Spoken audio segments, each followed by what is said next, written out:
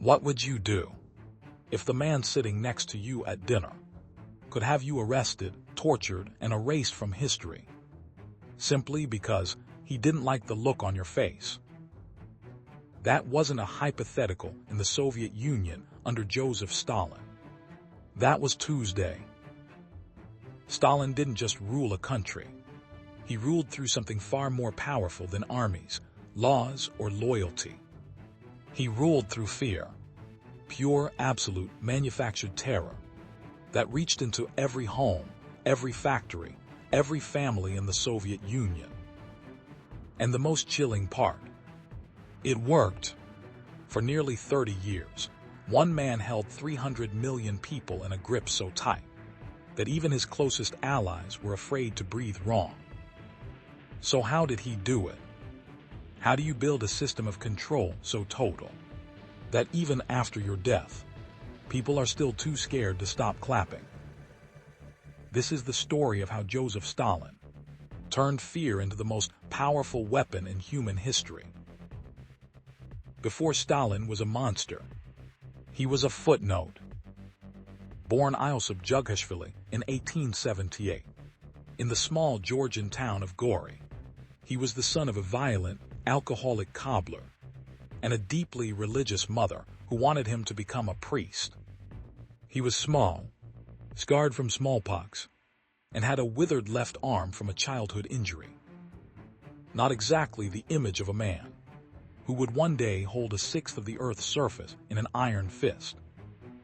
But from his earliest days, Stalin showed two qualities that would define his entire rise: an obsessive hunger for power and a cold, calculating willingness to do absolutely anything to get it. He dropped out of the seminary, joined the Bolshevik underground, robbed banks for the revolutionary cause, and got himself exiled to Siberia multiple times. Each exile only hardened him. When Lenin's revolution seized Russia in 1917, Stalin was not a star. He was a useful middleman, tough, loyal, and good at doing dirty work, without asking too many questions.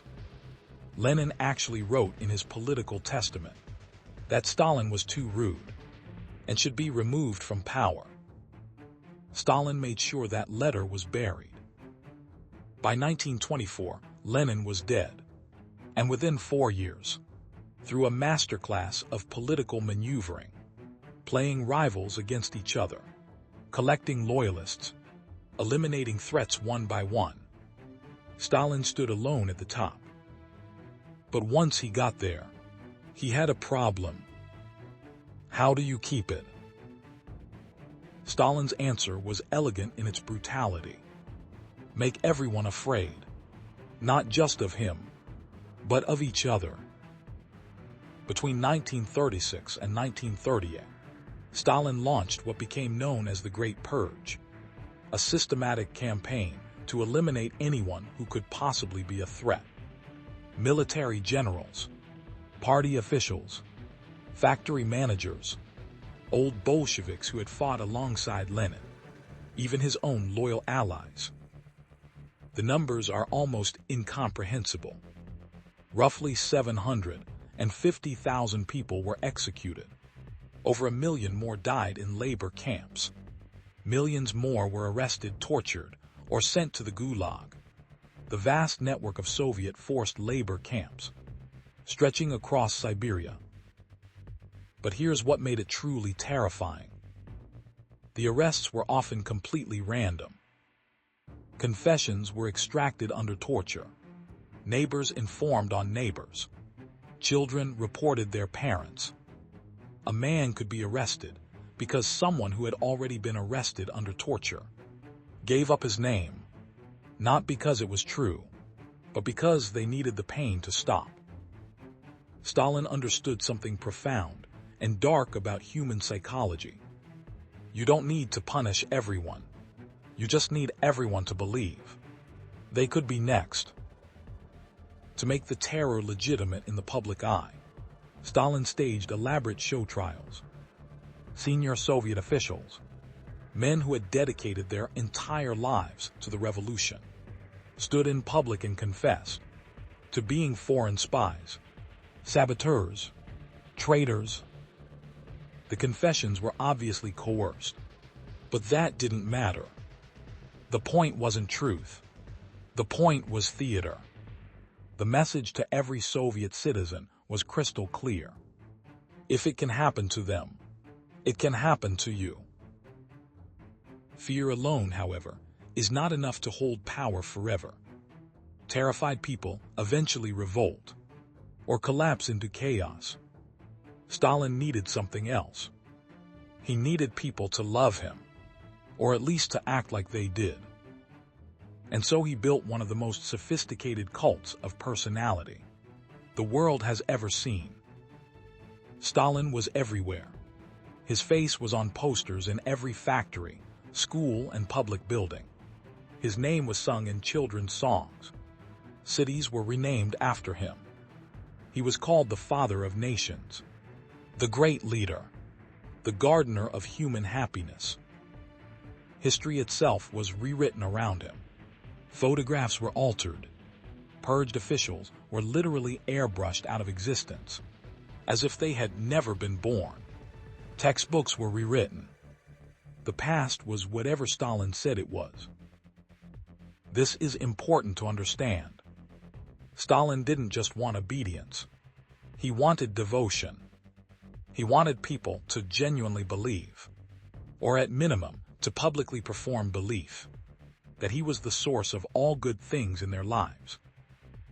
And in a terrifying feedback loop, the performance of love became its own form of protection. If you clapped loudly enough, smiled convincingly enough, denounced the right enemies enthusiastically enough, maybe you'd survive another day. There's a famous story, possibly apocryphal but deeply revealing, about a Communist Party conference where everyone stood and applauded Stalin for 11 straight minutes. Nobody wanted to be the first to stop clapping, because whoever sat down first might be noticed, and being noticed was dangerous. Eventually, a factory director sat down. That night he was arrested. He supposedly received a note in his cell. Never be the first to stop applauding. Stalin's terror wasn't just physical. It was economic, informational, and that made it inescapable. In the early 1930s, Stalin forced Soviet agriculture into collective farms, destroying the independent farming class known as the kulaks. The result was catastrophic. Between 1932 and 1933, a famine, known as the Holodomor in Ukraine, killed an estimated 3.5 to 7 million people. Stalin knew the famine was happening. He continued to export grain anyway. The famine was, in part, a weapon, a way to break the resistance of Ukrainian nationalism and force peasants into total dependence on the Soviet state.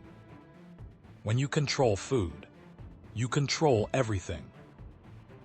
The Soviet state under Stalin had a total monopoly on information.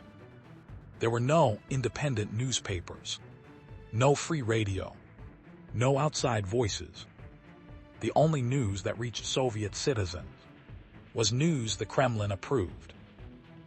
This wasn't just about hiding bad news.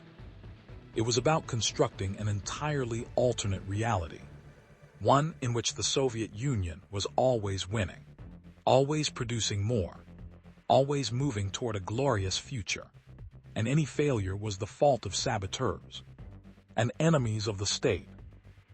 When you control what people know, you control what they believe.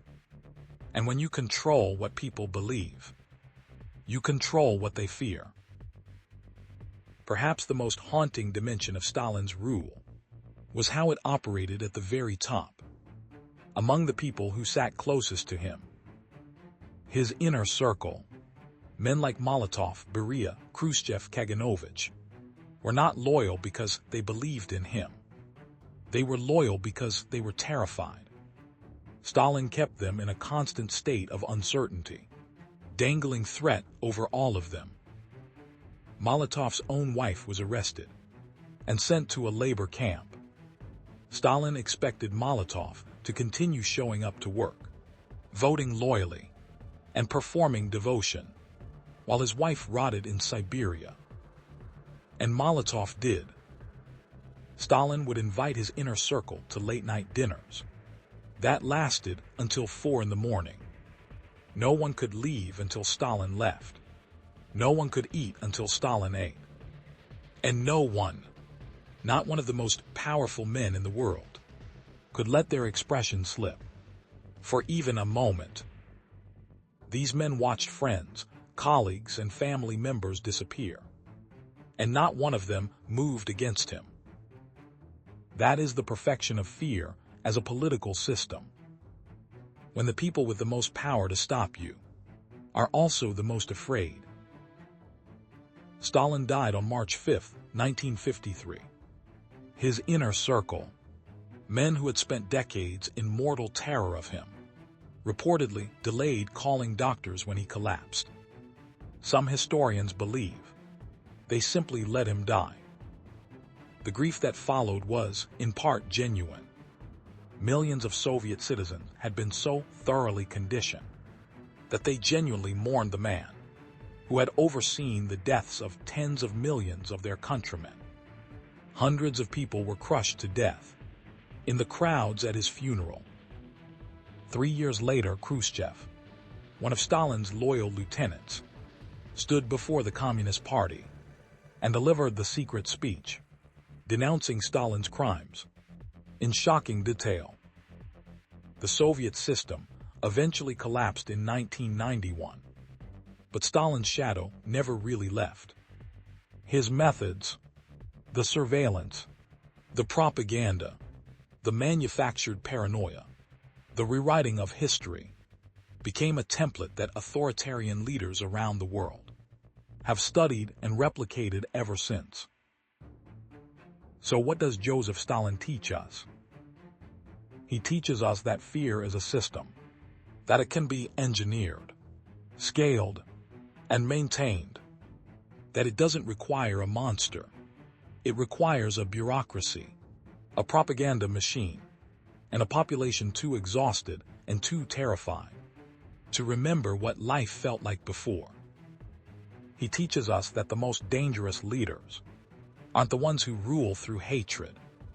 They're the ones who make you afraid of yourself. And perhaps most importantly, he teaches us to watch for the moment when someone asks you to keep clapping, and never be the first to stop. If this video meant something to you, share it with someone. Subscribe if you're new here, and I'll see you in the next one.